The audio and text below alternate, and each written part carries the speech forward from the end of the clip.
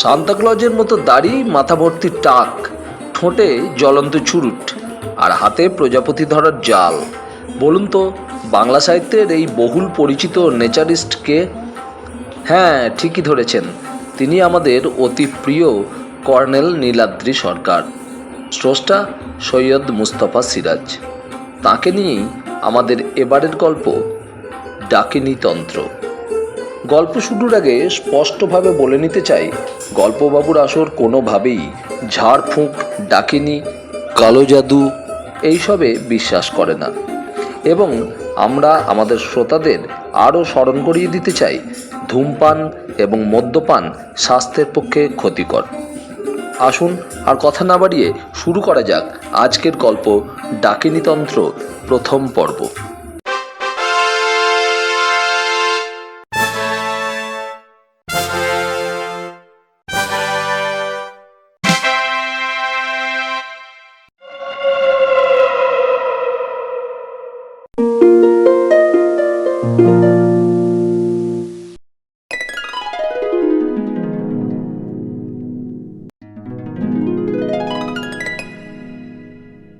দৈনিক সত্যসেবক পত্রিকার নিউজরুমে বসে একটা ক্রাইম রিপোর্ট লিখছিলাম। সেই সময় নিচের রিসেপশন থেকে টেলিফোন এলো। সুদর্শন সান্যাল নামে এক ভদ্রলোক আমার দর্শন প্রার্থী। কপি লেখার সময় বাইরের কেউ এলে বিরক্ত হই, কিন্তু আজকের কপিটা ছিল মামুলি ধরনের। জেল পালানো এক উগ্রপন্থী কলকাতার একটা হোটেলে ধরা পড়েছে। আজকাল পাঞ্জাব, কাশ্মীর বা অসম থেকে উগ্রপন্থীরা তাড়া খেয়ে প্রায়ই কলকাতায় আশ্রয় নিচ্ছে। কলকাতার মতো বিশৃঙ্খল, ভিড়ে ভরা বিশাল শহরে গা ঢাকা দেওয়া সোজা, তবে পুলিশের কেরামতি আছে বলা উচিত। মাঝে মাঝে উগ্রপন্থীরা ধরা পড়ে এবং কাগজে খবর হয়। যদিও আমাদের নিউজ ব্যুরোর নতুন সম্পাদক কমলদার মতে, কারে ধরছে সারান দাও। একটু পরে সুদর্শন সান্যাল এলেন। ভদ্রলোক সত্যিই সুদর্শন, তবে চেহারায় কেমন বিষাদের ছাপ। উস্কো খুস্কো চুল, চোখে পুরু কাঁচের লেন্স, পরনে ঢিলে চাকরা বাকড়া শার্ট এবং জিন্স, কাঁধে কালো ব্যাগ। বললেন, পুরুলিয়া ডাইনি হত্যার রিপোর্টস আপনি লিখেছেন তো? একটু ভরকে গিয়ে বললাম, হ্যাঁ, কেন বলুন তো? আপনার নাম জয়ন্ত চৌধুরী? হ্যাঁ, কি কি ব্যাপার বলুন তো? সুদর্শন সান্যাল প্রশস্ত নিউজ রুমে চোখ বুলিয়ে বললেন, আপনার সঙ্গে আমার কিছু কথা আছে, তবে গোপনে বলতে চাই। বেশ তো, চলুন লবিতে গিয়ে বসা যাক। লবিতে অবশ্য বসার জায়গা নেই। অগত্যা এক কোণে গিয়ে দুজনে দাঁড়ালাম। সুদর্শন সান্যাল চাপা স্বরে বললেন, আপনার রিপোর্টস খুঁটিয়ে পড়েছি, তবে আপনার ব্যাখ্যা ছকবাঁধা বলে মনে হয়েছে। অর্থাৎ আপনি ডাইনিদের ব্যাপারটা, ইংরাজিতে যাকে বলে উইচক্রাফট, একেবারেই উড়িয়ে দিয়েছেন। হাসি পেল। বললাম, আপনি বুঝি উইচক্রাফটে বিশ্বাস করেন? করি। সম্প্রতি আমি পুরুলিয়ায় গিয়েছিলাম। অযোধ্যা পাহাড়ের জঙ্গলের ভেতর। ওর কথার উপর বললাম, ডাইনি দেখেছেন? ঠিক তাই। সুদর্শন সান্যাল মালবোরো সিগারেটের প্যাকেট বের করে বললেন, নিন, স্মাগলড সিগারেট নয়, গত সপ্তাহে আমেরিকা থেকে ফিরেছি, এখনো 2 প্যাকেট আছে। সিগারেট আমি তত বেশি খাই না, কিন্তু গত 1 মাস ধরে আমার সিগারেট খাওয়াটা বেড়ে গিয়েছে। আসলে একটা ভীষণ অ্যাংজাইটিতে ভুগছি। সিগারেট নিয়ে বললাম, থ্যাঙ্কস। তো অ্যাংজাইটিটা কি ডাইনি নিয়ে? ঠিক ধরেছেন। আমি আমেরিকার লস অ্যাঞ্জেলেসে বায়োকেমিস্ট্রি নিয়ে রিসার্চ করছিলাম। হঠাৎ আমার জীবনে অদ্ভুত একটা অশান্তি এসে গেল। আমার স্ত্রী গোপা। বলুন। ওয়েস্টে মেম সাহেবদের মধ্যে এখন উইচক্রাফট নিয়ে খুব হিড়িক। গোপা কিভাবে ও একটা গ্রুপের সঙ্গে জড়িয়ে পড়েছিল জানতাম না। সেও আমার সঙ্গে বায়োকেমিস্ট্রি নিয়ে রিসার্চ করছিল। যাই হোক, সংক্ষেপে বলি, আমি ওসব ব্যাপারে একটুও বিশ্বাস করতাম না। ক্রমশ গোপা আমাকে বিশ্বাস করিয়েই ছাড়ল। ধরুন একটা সুন্দর আপেল, গোপা সেটা কেটে দেখালো ভেতরে কুৎসিত একটা লার্ভা, কিংবা বেগুন কেটে দেখালো তাজা রক্ত। রক্তটা ল্যাবে পরীক্ষা করে দেখেছি, সত্যিকার রক্ত। ম্যাজিক? সুদর্শন সান্যাল বিষণ্ণ হেসে বললেন, না জয়ন্তবাবু, আমি একজন বিজ্ঞানী, আমাকে ফাঁকি দেওয়া সহজ নয়। গোপা একদিন বলল ওর গ্রুপ লিডারের নির্দেশ ওকে ভারতে ফিরতে হবে। ভারতই নাকি উইচক্রাফটের আদি উৎস। এখানকার ডাইনিদের সঙ্গে যোগাযোগ করে তাদের গুপ্ত বিদ্যা সংগ্রহ করতে হবে, তা না হলে গোপাকে মরতে হবে। তাই গোপার সঙ্গে আমাকে ফিরতে হলো। তারপর? আমার পৈতৃক বাড়ি বাগবাজারে, গঙ্গার ধারে। বাবা মাও বেঁচে নেই। আমার মামাতো দাদা অবনী মৈত্র বাড়িটা দেখাশোনা করেন। নিচের তলায় ভাড়াটে আছে অবনীদা বিপত্নিক। ছেলে মেয়ে নেই, একটা ঘরে একা থাকেন। সাধু সন্ন্যাসী টাইপের মানুষ বরাবর। ঘড়ি দেখে বললাম, কলকাতায় ফিরে কি হলো বলুন। বলছি, অবনীদার আবার তন্ত্র সাধনার বাতিক আছে, কাজেই গোপার সঙ্গে ওর জমে গেছে। কিন্তু আমার এটা একেবারেই অপছন্দ। কেন? অপছন্দ কেন? রাত বিরেতে দুজনে একটা ঘরে দরজা আটকে ধুনো জেলে কী সব করে, অদ্ভুত সব শব্দ শুনে উঠে পড়ি। ভীষণ ভয় করে আমার। তা পুরুলিয়ায় কেন গিয়েছিলেন? আপনার রিপোর্টস বেরোনোর পরদিন অবনীদা আর গোপা বলল জরুরি কাজে বাইরে যাচ্ছে, ফিরতে 2 দিন দেরি হবে। আমি ওদের গোপনে ফলো করলাম। ওরা পুরুলিয়া গেল ট্রেনে, তারপর ট্যুরিস্ট বাসে অযোধ্যা পাহাড়। একটা জিপ ভাড়া করে ফলো করেছিলাম। জঙ্গলের ভেতরে ওরা বাস থামিয়ে নেমে পড়ল। জিপ একটু দূরে দাঁড় করিয়ে রেখে ড্রাইভারকে অপেক্ষা করতে বললাম। তখন সন্ধ্যা হয়ে এসেছে। ড্রাইভার বলল আধ ঘন্টার মধ্যে না ফিরলে সে জিপ নিয়ে চলে যাবে, কারণ ওখানে নাকি বুনো হাতির বড় উপদ্রব। আপনি কি করলেন তখন? ওকে টাকার লোভ দেখালাম। আপনি তো দেখেছেন অযোধ্যা পাহাড় অঞ্চলে অনেক বস্তি আছে। ড্রাইভার একটা বস্তি দেখিয়ে বলল আমার জন্য সেখানে অপেক্ষা করবে, তবে আমি যেন সাবধানে যাই। তখনও গোপাদের আবছা দেখা যাচ্ছিল জঙ্গলের পথে, তাই ফলো করতে অসুবিধা হয়নি।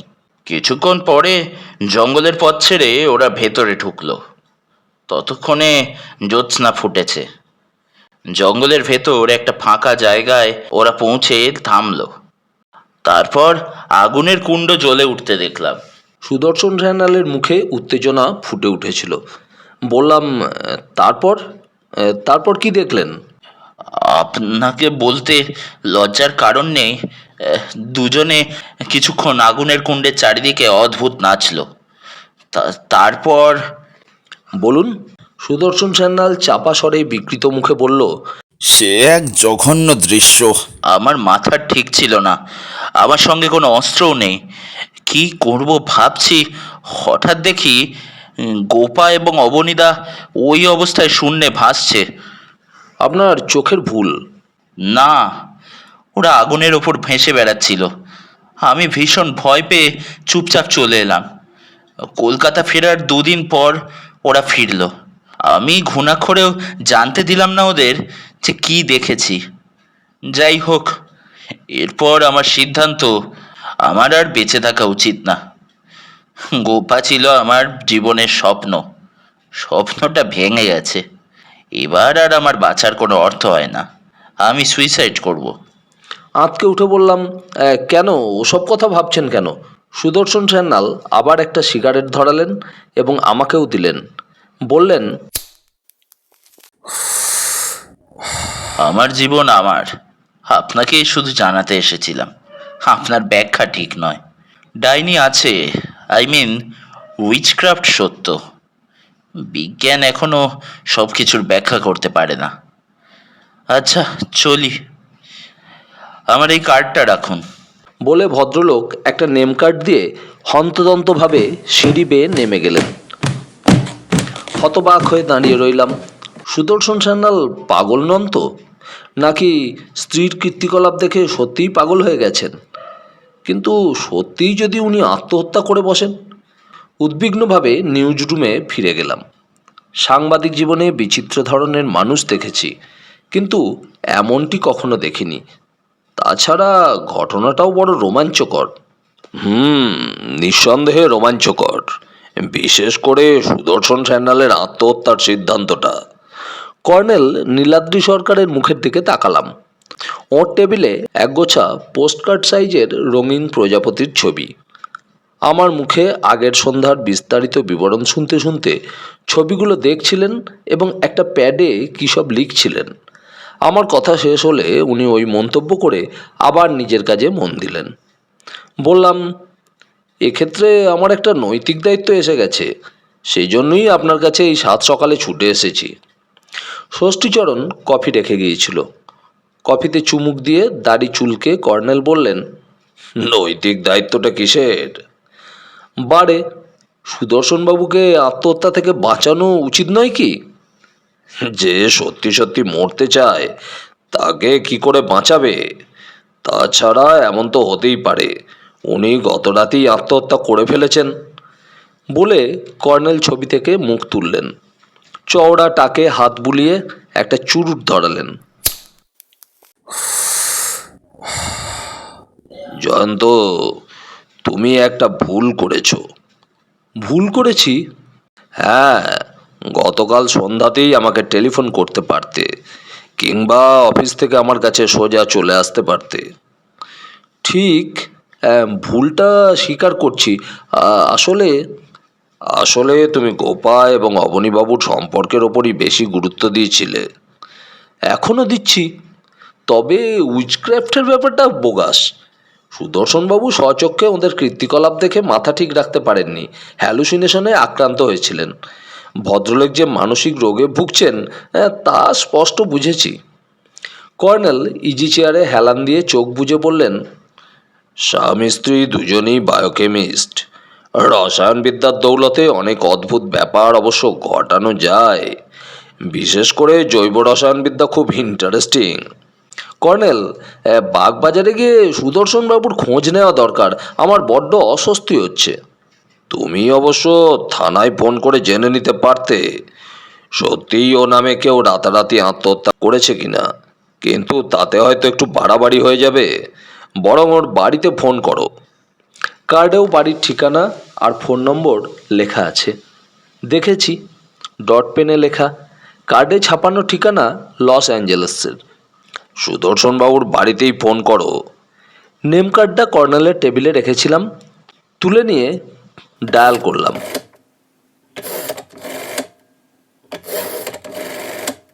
আমার হাত কাঁপছিল। একটু পরে সাড়া এলে বললাম, মিস্টার সুদর্শন সান্যালের সঙ্গে কথা বলতে চাই। পুরুষ কণ্ঠে সাড়া এসেছিল। মনে হলো বাড়ির কাজের লোক। বলল, আগে সাহেব তা কোনো ঘুমোচ্ছেন, আধ ঘন্টা পরে ফোন করবেন, কিছু বলতে হবে। মেম সাহেব আছেন? আগে উনি ঠাকুর ঘরে জপে বসেছেন। অবনীবাবু? অবনীবাবু আছেন?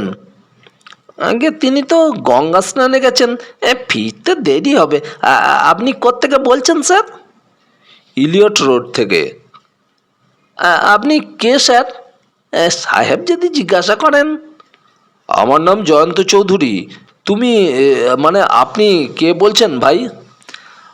আগে আমি ভবতারণ, সাহেবের বাবার আমল থেকে এ বাড়িতে আছি। ঠিক আছে, বলে ফোন রেখে দিলাম। কর্নেল বললেন, কি বলল? সুদর্শনবাবু এখনও ঘুমোচ্ছেন আর গোপাদেবী ধ্যান করছেন। অবনীবাবু মা গঙ্গার বুকে, আর ভবতারণ নামে বাড়ির পুরাতন ভৃত্য ফোন ধরেছিল। কর্নেল দেয়ালে ওর প্রিয় গ্র্যান্ডফাদার ক্লকের দিকে তাকিয়ে বললেন, 9:05। এখনও সুদর্শনবাবু ঘুমোচ্ছেন। আমেরিকা ওর এদেশি অভ্যাস বদলাতে পারেনি। এটা কিন্তু একটু গোলমেলে ঠেকছে। জয়ন্ত, তোমার কেসটা ইন্টারেস্টিং, চলো বেরোনো যাক। কর্নেল হঠাৎ ব্যস্ত হয়ে উঠলেন। ওর হাবভাব লক্ষ্য করে উদ্বেগ আমার আবার ঘনিয়ে এলো। একটু পরে দুজনে 3 তলার অ্যাপার্টমেন্ট থেকে নেমে এলাম। লনের পার্কিং জোনে আমার গাড়ি পার্ক করা ছিল। স্টার্ট দিয়ে বললাম, গিয়ে কি দেখবো কে জানে। কর্নেল কোনো কথা বললেন না, জ্বলন্ত চুরুট কামড়ে ধরে চোখ বুঝলেন। সাদা একরাশ দাড়িতে এক টুকরো ছাই খসে পড়ল। তারপর গাড়ির ঝাঁকুনিতে এবং বাতাসে টুকরোটা অদৃশ্য হয়ে গেল। রবিবারের সকালের রাস্তা ফাঁকা। বাইরে থেকে রোজ নাকি 30-35 লাখ লোক হৈ হৈ করে কলকাতায় এসে ঢোকে। আজ তাদের অভাবে কলকাতাকে কেমন নিষ্প্রাণ দেখাচ্ছে। বাগবাজার এলাকায় নাম্বার খুঁজতে খুঁজতে অবশেষে বাড়িটা পাওয়া গেল। চিতপুর রেলইয়ার্ডের কাছে গঙ্গার ধারে সেকেলে একটা দোতলা বাড়ি। নিচের তলায় সারবন্দি, দোকানপাট বন্ধ। গলির ভেতর এগিয়ে ডান দিকে বাড়ির গেট। গেটটা একেবারে জরাজীর্ণ এবং বাড়ির সঙ্গে মানানসই। ভেতরে এলোমেলো কয়েকটা গাছ, ঝোপঝাড়, পোড়ো ঘাসে ঢাকা জমি। পোর্টিকো দেখে বোঝা যায় এককালের উত্তর কলকাতার বনেদি পরিবারের বাড়ি। হর্ন বাজানোর পর একজন রোগা, পেটে, হাফ প্যান্ট গেঞ্জি পরা পৌঢ় লোক এসে গেটের মোর্চে ধরা গড়াদের ওপাশে দাঁড়ালো। তারপর কর্নেলকে দেখা মাত্র সেলাম ঠুকলো। কর্নেল বললেন, সাহেব উঠেছেন? না উঠলে আমরা বরং অপেক্ষা করব। তোমার নাম কি, ভবতারণ? অ্যাঙ্গে স্যার। গেট খুলে দাও, আমরাই টেলিফোন করেছিলাম। পোর্টিকোর খোলামেলা ছাদ থেকে কেউ বলল, কে রে ভবা? ভবতারণ ঘুরে বলল, আগে এরা সাহেবের সঙ্গে দেখা করতে এসেছেন। গাড়ির ভেতর থেকে কর্নেলের কাঁধের ওপর দিয়ে দেখলাম লোকটিকে। হৃষ্টপুষ্ট, সুন্দর চেহারা, মাথায় কালো লম্বা চুল এবং দাড়ি, পরনে গেরুয়া ফতুয়া এবং লুঙ্গি, কপালে লাল তিলক, গলায় রুদ্রাক্ষের মালা। ইনি তাহলে সেই তান্ত্রিক অবনী মৈত্র।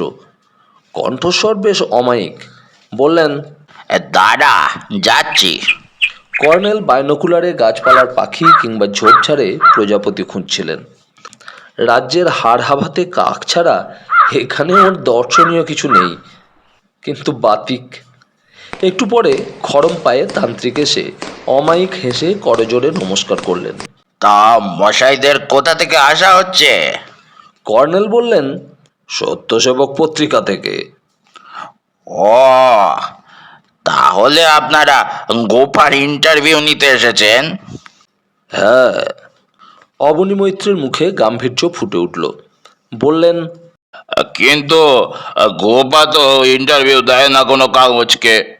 কি করে গোপার কথা রটে গেছে জানি না, রোজই কাগজ থেকে কেউ না কেউ ফোন করে। গোপা বিরক্ত হয়, ও পাবলিসিটি চায় না। সুদর্শনবাবু আমাদের বলেছেন ওর ইন্টারভিউর ব্যবস্থা করে দেবেন। তাই বুঝি? তো সুদর্শন এখনো ঘুমোচ্ছে যে? উনি কি রোজই বেলা অবধি ঘুমান? হ্যাঁ, 10টা 10:30টার আগে তো ওঠে না। সায়েন্টিস্ট তো, রাত জেগে ল্যাবে কাজকর্ম করে। অবনী মৈত্র একটু ইতস্তত করে বললেন, তা সুদর্শন যখন আপনাদের আসতে বলেছে, তখন তো আর কোনো কথা নেই। বাবা, গেট খুলে দে, এদের নিয়ে গিয়ে বসা, চা ফা দে, আর দেখ ও উঠেছে কিনা। গেট খুলে দিল ভবতারণ। আগে আসুন, এদিকে এদিকে আসুন। অবনীতান্ত্রিক প্রাঙ্গণের ঝোপঝাড়ের ভেতর দিয়ে অদৃশ্য হলেন। ওদিকে একটা পুরনো মন্দিরের চূড়ো দেখা যাচ্ছিল, তার পিছনেই গঙ্গা। কারণ খিড়কির দরজা খোলা দেখতে পেলাম। পুরনো আমলের আসবাবে সাজানো বড় একটা ঘরে আমাদের বসিয়ে ফ্যান চালিয়ে দিল ভবতারণ। তারপর ভেতরে চলে গেল। কর্নেল ঘরের ভেতরটা দেখছিলেন। বললেন, বাণিজ্যে বসতে লক্ষ্মী, বাণিজ্য গেছে তাই লক্ষ্মীও রাগ করে পালিয়ে গেছে। জয়ন্ত, অনুমান করো তো এই ফ্যামিলির কি বাণিজ্য ছিল? লোহালক্কর কিংবা মুদিখানার? কর্নেল হাসলেন। হুম, ওষুধের। কি করে বুঝলেন? ওই ছবিটা দেখে। এতক্ষণে দেয়ালে টাঙানো ছবিগুলোর দিকে চোখ গেল। একটা প্রকাণ্ড ছবিতে এক ভদ্রলোকের মাথার উপর অর্ধচন্দ্রাকৃতি সাইনবোর্ডে লেখা স্যান্নাল ফার্মাসিউটিক্যালস লিমিটেড। ভদ্রলোকের চেহারার সঙ্গে সুদর্শনবাবুর মুখের মিল আছে। কাল সন্ধ্যায় দেখা একটা মুখের স্মৃতি মনে এখনো স্পষ্ট। আবার সেই উদ্বেগটা ফিরে এলো। তারপর হঠাৎ ঘরের ভেতর একটা কড়া সুগন্ধের ঝাঁঝ ছড়িয়ে এলো। একটু চমকে উঠেছিলাম। বললাম, একটা গন্ধ পাচ্ছি কর্নেল, আপনি পাচ্ছেন না? পারফিউমের, সম্ভবত ফরাসি সুগন্ধি। গোপাদেবী আমাদের অভ্যর্থনা জানালেন বলা চলে। গন্ধ পাঠিয়ে? ঠিক ধরেছ, অ্যাবসার্ড। গন্ধটা কিন্তু সত্যি সত্যি আমাদের ঘিরে ধরছে, সাবধান জয়ন্ত। কর্নেলের মুখে হাসি ছিল। আমি অবাক হয়ে বললাম, উনি উনি কিভাবে গন্ধ পাঠাতে পারেন? ডাকিনী বিদ্যের জোরে। সুগন্ধটা যেমন হঠাৎ এসেছিল তেমনি হঠাৎ মিলিয়ে গেল। তারপর আমাকে আবার চমকে দিয়ে ওপর থেকে দুটো লাল গোলাপের কুঁড়ি মেঝের ফরাসে পড়ল। কর্নেল কুঁড়ি দুটো কুড়িয়ে নিয়ে একটা আমাকে দিলেন। বললাম, অদ্ভুত তো। কর্নেল সহাস্যে বললেন, অভ্যর্থনা, গোপাদেবীকে পাবলিসিটি দেবে কিন্তু। ম্যাজিক? চুপ বলে কর্নেল নিভে যাওয়া চুরুটটা ধরালেন। তারপর পর্দা তুলে এক লাবণ্যময়ী যুবতীর আবির্ভাব ঘটল। পরনে গৈরিক শাড়ি, হাত কাটা ব্লাউজ, চূড়ো করে বাঁধা চুল, কপালে উজ্জ্বল লাল টিপ। চোখের দৃষ্টিটা কেমন যেন অস্বাভাবিক। গা ছমছম করে ওঠে। বললাম, নমস্কার। নমস্কার। কর্নেল উঠে দাঁড়িয়ে বললেন, আসুন গোপাদেবী। সুদর্শনবাবু নিশ্চয়ই বলে রেখেছেন আমরা আসছি। গোপা বসল না। ঠোঁটের কোণে হাসির তীক্ষ্ণ সৌন্দর্য এঁকে বলল, ও কিছু বলেনি, তবে আমি জানি আপনারা আসবেন। বসুন। আপনি আপনার অলৌকিক শক্তি দিয়ে আমাদের অভ্যর্থনা জানিয়েছেন, আমরা মুগ্ধ। কর্নেল সরকার, আমি জানি আপনি কে আর কেন এসেছেন। আপনি অলৌকিক শক্তির সাহায্যে তাহলে সবই জানতে পারেন? পারি। গোপা রহস্যময় ভঙ্গিতে হাসল। তারপর আমার দিকে তাকিয়ে বলল, আপনি সাংবাদিক জয়ন্ত চৌধুরী। আপনি পুরুলিয়ার ডাইনি হত্যা নিয়ে যে রিপোর্টস লিখেছিলেন তা পড়েছি। আপনার ব্যাখ্যার 99% কারেক্ট, 1% ঠিক নয়। যাদের ডাইনি বলে খুন করা হয়েছে তারা কেউই ডাইনি নয়, তা ঠিক। নানা কুটিল স্বার্থেই হতভাগিনীদের খুন করা হয়েছে, কিন্তু প্রকৃত ডাইনিদের চেনা যায় না। তারা আছে এবং থাকবে। ওর কথা নোট করে নাও জয়ন্ত। কর্নেল সরকার, সুদর্শন আত্মহত্যা করেনি। আত্মহত্যা করার জন্য মনের জোর থাকা দরকার। ওর তা নেই। বহুদিন থেকেই ও ওর বন্ধু আর চেনা জানা লোকের কাছে আত্মহত্যার কথা বলে আসছে। ও একজন সাইকিক পেশেন্ট। কর্নেল তুম্ব মুখে দাড়িতে হাত বুলিয়ে বললেন, আপনার অলৌকিক শক্তি দেখে সত্যিই আমি মুগ্ধ। সরি কর্নেল সরকার, আপনার বোঝা উচিত ছিল যে সুদর্শন সাইকিক পেশেন্ট। আমার নামে মিথ্যা স্ক্যান্ডাল রটিয়ে বেড়াচ্ছে। আপনার অলৌকিক শক্তিতে ওকে সুস্থ করে তুলছেন না কেন গোপাদেবী? ইচ্ছে করলেই তো। এনিওয়ে, ওকে পাঠিয়ে দিচ্ছি। ততক্ষণ আপনারা কফি খান। আমি জানি আপনি কফির ভক্ত। কর্নেল হাসলেন। মার্কিন কফি? হ্যাঁ। ভবতারণ ঘরে ঢুকলো ট্রে নিয়ে। টেবিলে ট্রে রেখে সে গোপার দিকে তাকিয়ে চলে গেল। কর্নেল কফির পেয়ালা তুলে নিলেন, আমিও নিলাম। কিন্তু চুমুক দিতে গিয়ে ভীষণ চমকে উঠলাম। পেয়ালার কফির রং গাঢ় লাল, এক্কেবারে রক্তের মতো। কর্নেলও কফির পেয়ালার দিকে তাকিয়ে বললেন, অপূর্ব, কফিটা রক্তে পরিণত করে দিলেন যে, মনে হচ্ছে মুরগির রক্ত। গোপা ঠোঁটের কোণে বাঁকা হেসে বলল, রক্তের পিছনে ছোটাছুটি করে বেড়ান। রক্তটা মানুষের হলেই খুশি হতেন। একটু বসুন, ওকে পাঠিয়ে দিচ্ছি। তখন সত্যিকার কফিই খাবেন। বলে সে পর্দা তুলে চলে গেল। কর্নেলের দেখা দেখি কফির পেয়ালা রেখে দিলাম। চাপা স্বরে বললাম, আশ্চর্য, ভবতারণ যখন কফি আনলো তখন কিন্তু রক্ত ছিল না। ম্যাজিকটা। আমার কথার ওপর কর্নেল বললেন, ম্যাজিক নয় ডার্লিং, অলৌকিক শক্তি। ম্যাজিক বিদ্যার সাহায্যে আমাকে গোপাদেবীর চেনার কথা নয়। এই সময় ভবতারণ আবার ঘরে ঢুকলো। গোমরা মুখে ট্রেতে পেয়ালা দুটো তুলে চাপা স্বরে বলল, বাড়ির মান সম্মান আর রইল না, ক্ষমা করবেন স্যার। আশা অবধি মেম সাহেব সকলের সঙ্গে এই রকম বুজরুকি করছেন, আমার সঙ্গেও যখন তখন এইসব ফষ্টি নষ্টি। খেতে বসেছি দুমুটো, হঠাৎ দেখি ভাতের ভেতর হাড়। ও আক্ত। সে দ্রুত ট্রে নিয়ে বেরিয়ে গেল। কর্নেল সিলিংয়ের দিকে বাইনোকুলার তাক করলেন। একটু পরে সেটা নামিয়ে আপন মনে বললেন, কি? লোহার ভীম আর কড়িকাঠ। বাড়িটার বয়স প্রায় 100 বছরের বেশি। টালিগুলো কিন্তু এখনো পোক্ত, ইটালিয়ান মার্বেলের টালি। আমার মাথা ভোঁ ভোঁ করছে। গোপাদেবীকে পাবলিসিটি দাও। বাইরে কাশির শব্দ হলো। আর একটু পরে পাজামা পাঞ্জাবি পরা সুদর্শন সান্যাল ঘরে ঢুকলো। মুখটা তেমনি বিষণ্ণ আর গম্ভীর। আমার মুখোমুখি সোফায় বসে ক্লান্ত স্বরে বলল, মর্নিং জেন্টলম্যান। বললাম, মর্নিং। আপনাকে ঘুম থেকে ওঠানোর জন্য দুঃখিত মিস্টার সান্যাল। আলাপ করিয়ে দিই, ইনি কর্নেল নীলাদ্রি সরকার। সুদর্শন সান্যাল কর্নেলের দিকে তাকিয়ে বলল, আপনি আমার পরিচিত, তবে মুখোমুখি আলাপের সৌভাগ্য হয়নি। নেচার পত্রিকায় মাঝে মাঝে আপনার প্রবন্ধ বেরোয়, আপনার ছবি দেখেছি। তবে গোপা বলল আপনি নাকি প্রাইভেট ডিটেকটিভও। Is it? কর্নেল মাথা নেড়ে বলল, কথাটা আমি পছন্দ করি না মিস্টার সান্যাল, আমাকে বরং রহস্যভেদী বলতে পারেন। হ্যাঁ, রহস্য। গোপার কীর্তিকলাপ সত্যিই রহস্যময়। জয়ন্তবাবু কি সেই রহস্যভেদের জন্যে কর্নেল সরকারকে নিয়ে এসেছেন?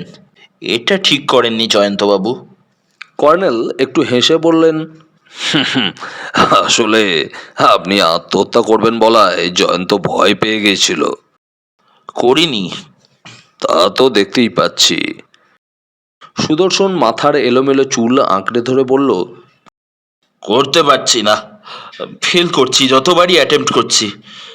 গোপা যেন আমাকে সব সময় চোখে চোখে রেখেছে, কিন্তু আমাকে সুইসাইড করতেই হবে। কলকাতায় ফিরে আপনি কি ফের রিসার্চ শুরু করেছেন? না, তবে গোপা ওপরের একটা ঘরে আমার জন্য ল্যাবরেটরি করে দিয়েছে, ইনসিস্ট করছে। কিন্তু জয়ন্তবাবুকে তো সবই বলেছি। সুদর্শন গলার ভেতর খুব আস্তে বলল, I hate her because I can't kill her. She is so powerful, so shrewd. আপনি ঘুম থেকে খুব দেরিতে ওঠেন শুনলাম। কলকাতায় আসার পর থেকেই এটা হচ্ছে। ঘুমের বড়ি ইচ্ছে করে খায় না। কেন খায় না জয়ন্তবাবু বুঝবেন। আমি আসলে চুপি চুপি। আপনার স্ত্রীর প্রতি লক্ষ্য রাখেন, তাই তো? হ্যাঁ, ও একজন রিয়েল ডাইনি। উনি কি আলাদা ঘরে শোন? She needs a separate room. ঘরের ভেতর ও আমাকেও ঢুকতে দেয় না, কাউকে নয়, শুধু দ্যাট স্কাউন্ড্রেল লোফার হিপোক্রিট অবনীদা ছাড়া। ভবতারণ এবার সত্যিকারের কফি নিয়ে এলো।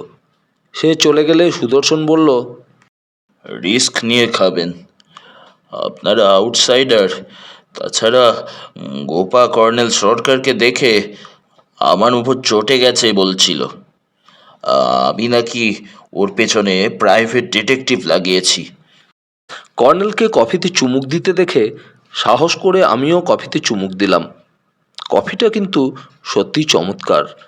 সুদর্শন কফি খেতে খেতে ফের চাপা স্বরে বলল, আমার সব কথাবার্তা গোপা শুনতে পাচ্ছে, পাক, আমি ওকে আর ভয় করে চলবো না।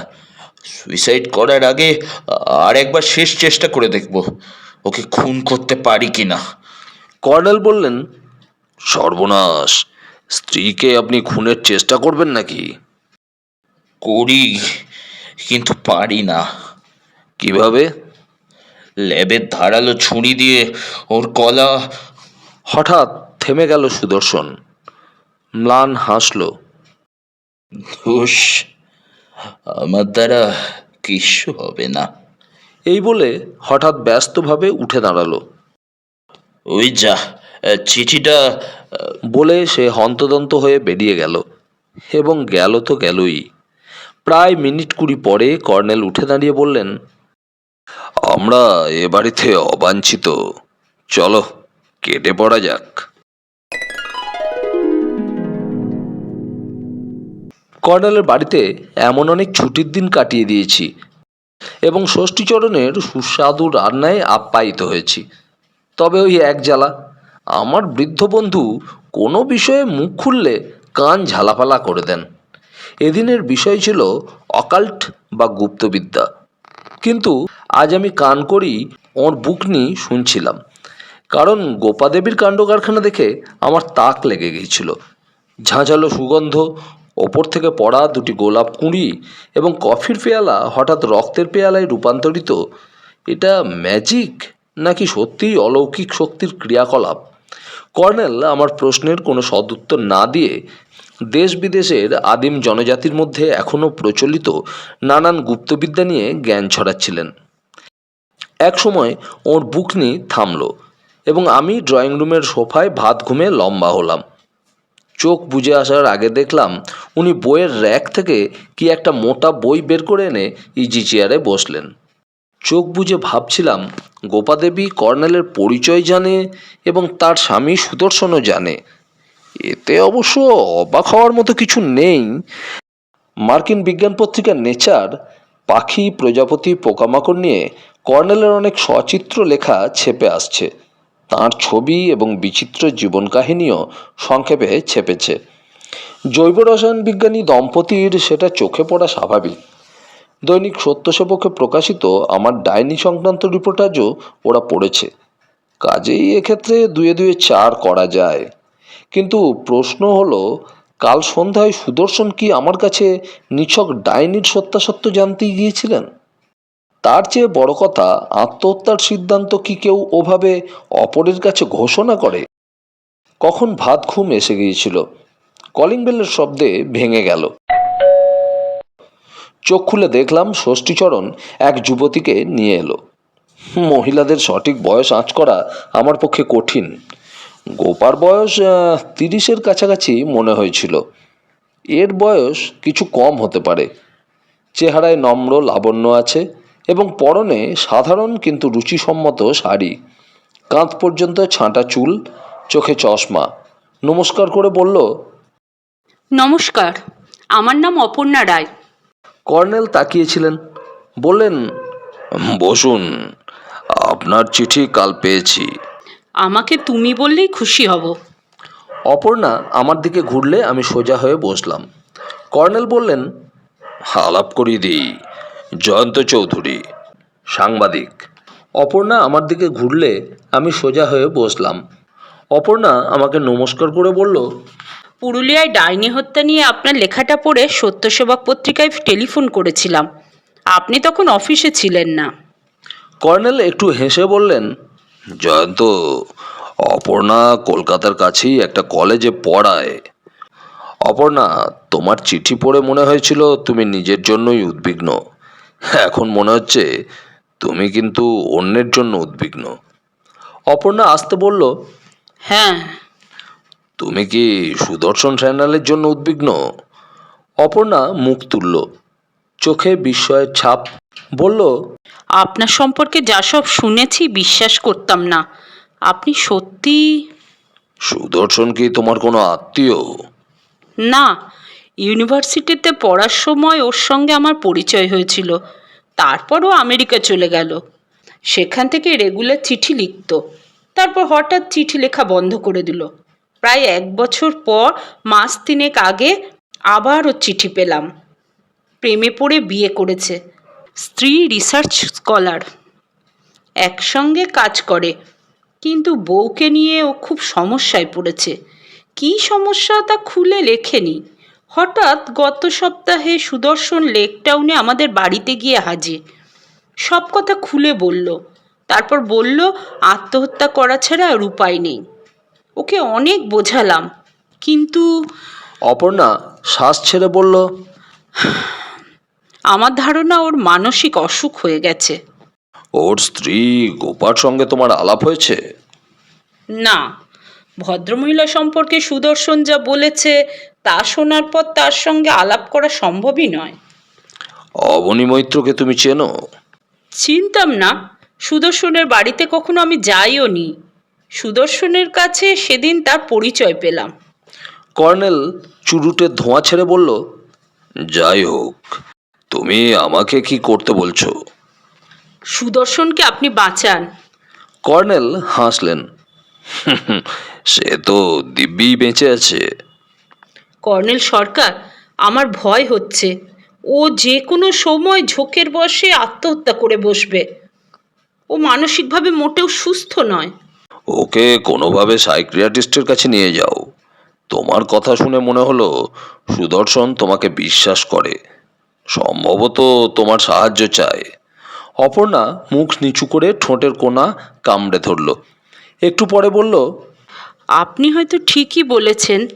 সুদর্শন বলছিল ও বাঁচতে চায়, কিন্তু আত্মহত্যা ওকে নাকি করতেই হবে, কারণ ওর বউ ওকে আত্মহত্যা করিয়েই ছাড়বে। এ একটা অদ্ভুত ব্যাপার।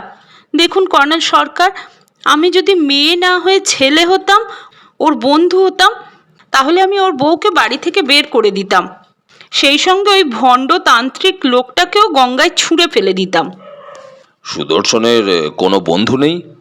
ছাত্র জীবনে ছিল, এখন কে কোথায় আছে জানি না। তবে ও বরাবর অমিশুকে স্বভাবের ছেলে। বন্ধু বলছি বটে, কিন্তু সেই অর্থে তত ঘনিষ্ঠতা ওর কারোর সঙ্গেই ছিল না। তোমার বাড়িতে কে কে আছেন? মা আর আমি ছাড়া আর কেউ নেই। বাবা বেঁচে নেই। তুমি সুদর্শনকে তোমাদের বাড়িতে নেমন্তন্ন করো, একজন সাইকিয়াট্রিস্টকেও করো, বুঝেছো? বুঝেছি, কিন্তু ওর সঙ্গে যোগাযোগ করার সমস্যা আছে। কেন? টেলিফোন করো। ওর বউ সত্যিই ডাইনি, কিভাবে টের পায় সম্ভবত। ওদের কাজের লোকটা ফোন ধরে বলে, ধরুন ডেকে দিচ্ছি। একটু পরে বলে, সাহেব ঘুমোচ্ছেন। কর্নেল চোখ বুজে ইজি চেয়ারে হেলান দিলেন। একটু পরে বললেন, তুমি সুদর্শনের হিতাকাঙ্ক্ষিনী, আমার মতে তোমার রিস্ক নেওয়া উচিত। অপর্ণা ব্যগ্রভাবে বলল, বলুন কি রিস্ক নেব? তুমি ওর বাড়ি চলে যাও। ওর বউ যদি বাড়ি ঢুকতে না দেয়? চেষ্টা করে দেখো। অপর্ণার মুখ দেখে মনে হলো সে দ্বিধায় পড়ে গেছে। একটু পরে রুমালে মুখ স্পঞ্জ করে বলল, ঠিক আছে, আমি এক্ষুনি গিয়ে দেখছি। কি হলো তা আপনাকে টেলিফোনে জানাবো। প্লিজ আপনার নাম্বারটা দিন। কর্নেল টেবিলের ড্রয়ার থেকে একটা নেম কার্ড দিলেন। তারপর বললেন, একটা কথা, ও আমার ঠিকানা তুমি কার কাছে পেয়েছিলে? আমার মামা Aparesh Majumdar retired police officer, salt লেকে বাড়ি করেছেন। প্রথমে মামার কাছেই গিয়েছিলাম সুদর্শনের ব্যাপারে কোনো হেল্প করতে পারেন কি না। মামা বললেন পুলিশ এ ব্যাপারে আইনত কিছু করতে পারে না, বরং তুই কর্নেল সরকারের সঙ্গে পরামর্শ করে দেখ। আমি সরাসরি আপনার কাছে আসার আগে চিঠি লিখেছিলাম, জবাবের জন্য ধৈর্য ধরতে পারিনি। কর্নেল চোখ বুজে চুরুট টানতে থাকলেন। অপর্ণা একটু দাঁড়িয়ে থাকার পর আমাকে নমস্কার করে বেরিয়ে গেল। বললাম, হাই ওল্ড বস। বলো ডার্লিং। অপর্ণা দেবীর সঙ্গে সুদর্শনের যোগাযোগ কি আপনিও গুপ্তবিদ্যার জোরে জেনে ফেলেছিলেন? না। কর্নেল চোখ খুলে সিধে হলেন। অপর্ণা তোমার রিপোর্টাজ পড়ে তোমার খোঁজ করেছে বলার সঙ্গে সঙ্গে প্রায় অন্ধকারে ঢিল ছুঁড়েছিলাম, লেগে গেল। বলে হাঁক দিলেন, ষষ্ঠী, কফি। বিকেল 4:30 বাজে। জানলার বাইরে মাঠের সোনালি রোদ্দুর ঘরবাড়িগুলোর সঙ্গে লুকোচুরি খেলছে। কফিতে কয়েকটা চুমুক দিয়েছি, টেলিফোন বাজলো। কর্নেল বললেন, ধরো জয়ন্ত। ফোন তুলে সাড়া দিতেই কেউ ছ্যাঁতরানো গলায় বলল, বেটা বুড়ো গুগু, বেশি নাক গলাতে এসো না, গলা কেটে গঙ্গায় ভাসিয়ে দেবো। তারপর ফোন রাখার শব্দ। হতবাক হয়ে দাঁড়িয়ে আছি। কর্নেল বললেন, তোমাকে অমন দেখাচ্ছে কেন? ফোন রেখে বললাম, কেউ হুমকি দিল এবং আপনাকে গালাগাল। বলো কি? কি বললো? বললো এই বেটা বুড়ো ঘুঘু, নাক গলাতে এসো না, গলা কেটে গঙ্গায় ভাসিয়ে দেব। কর্নেল গম্ভীর মুখে দাড়িতে হাত বুলিয়ে বললেন, গঙ্গায় ভাসিয়ে দেবে? হ্যাঁ। তার মানে সুদর্শনের বাড়ির পিছনের গঙ্গায়। কর্নেল হঠাৎ ব্যস্তভাবে টেলিফোনের দিকে হাত বাড়ালেন। নাম্বার ডায়াল করতে থাকলেন। কয়েকবার ডায়াল করার পর বললেন, এনগেজড। কোথায় কোথায় ফোন করতে চান? সুদর্শনের বাড়িতে। কর্নেল, আমার এখন মনে হচ্ছে কেউ চাইছে সুদর্শন আত্মহত্যা করুক। ঠিক ধরেছ। বলে কর্নেল উঠে দাঁড়ালেন। তারপর ঘড়ি দেখে বললেন, চলো বেরোনো যাক। কোথায়? বাগবাজারে। অবনী মৈত্রর সঙ্গে এখনই দেখা করা দরকার, কুইক। আমার অস্বস্তি হচ্ছিল। কর্নেল, সকালে যে বাড়ি থেকে আমরা এখানে অবাঞ্ছিত বলে চলে এলেন, সেখানে আবার যাওয়া কি ঠিক হচ্ছে? তাছাড়া একটু আগে টেলিফোনে ওই কুৎসিত হুমকি, বড্ড বেশি ঝুঁকি নেওয়া হচ্ছে নাকি? পথে যেতে যেতে কর্নেল যেন আমার মনোভাব আঁচ করেই বললেন, ফোনে যারা হুমকি দেয় তারা কাওয়ার্ড। যারা সত্যি ক্ষতি করার হিম্মত রাখে তারা আড়াল থেকে গর্জন করে না, মুখোমুখি ঝাঁপিয়ে পড়ে। কাজেই বোঝা যাচ্ছে লোকটি ভীতু। ভীতু কিন্তু ধূর্ত আর বদমাস। তার উদ্দেশ্যটা এই মুহূর্তে বোঝা যাচ্ছে না অবশ্য। লোকটা সম্ভবত অবনী মৈত্র। কেন? তাকে সন্দেহ করছো কেন? সুদর্শন আত্মহত্যা করলে লোকটা তার সাধনা সঙ্গী গোপাকে বিয়ে করবে এবং সুদর্শনের সম্পত্তির মালিক হতে পারবে। কর্নেল হাসলেন। সুদর্শনের কথা সত্যি হলে বিয়ের কি দরকার? গোপাকে তো সে অবাধে পাচ্ছে, আর সম্পত্তির ভোগ দখলও করে আসছে। একটু অবাক হয়ে বললাম, সুদর্শনের কথা সত্যি হলে মানে? কর্নেল কিছুক্ষণ চুপ করে থাকার পর বলল, জয়ন্ত, অবনী মৈত্রের সঙ্গে গোপার অবৈধ সম্পর্কের কথা আমরা সুদর্শনের মুখেই শুনেছি। তবে শুধু এইটুকু জানি, অবনী মৈত্র তান্ত্রিক সাধুর মতো জীবনযাপন করে এবং গোপার উইচক্রাফটের বাতিক আছে। বাতিক কি বলছেন? আচমকা সুগন্ধ, গোলাপ কুঁড়ি, কফির পেয়ালায় রক্ত। কর্নেল আর কোনো কথা বললেন না।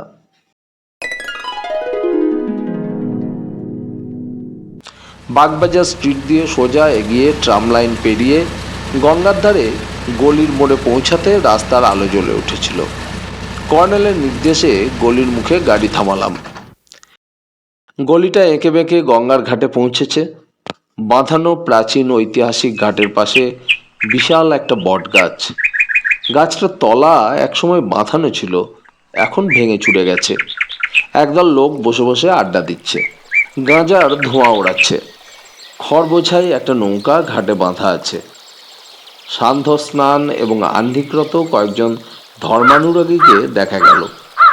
কাকের চেঁচামেচিতে কান ঝালাপালা হচ্ছিল। একটু পরে কাকগুলো চুপ করলো। কর্নেল ঘাটের মাথায় দাঁড়িয়ে গঙ্গা দর্শন করছিলেন। জলে আলোর ঝিকিমিকি ছটা।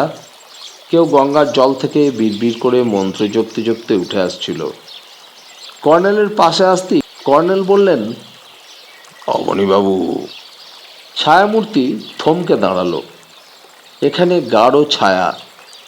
লোকটা বলল, কে? আপনার অপেক্ষায় দাঁড়িয়েছিলাম অবনীবাবু, কথা আছে। আপনারা সকালে এসেছিলেন না গোপার ইন্টারভিউ নিতে? হ্যাঁ, এবার আপনার ইন্টারভিউ নেব। গোপা বলছিল যে আপনারা প্রাইভেট ডিটেকটিভ। সুদর্শন আপনাকে ওর পিছনে লাগিয়েছে। একজন উন্মাদের কথায় আপনি... অবনীবাবু, আপনার সঙ্গে কিছু জরুরি কথা আছে, কিন্তু এখানে নয়।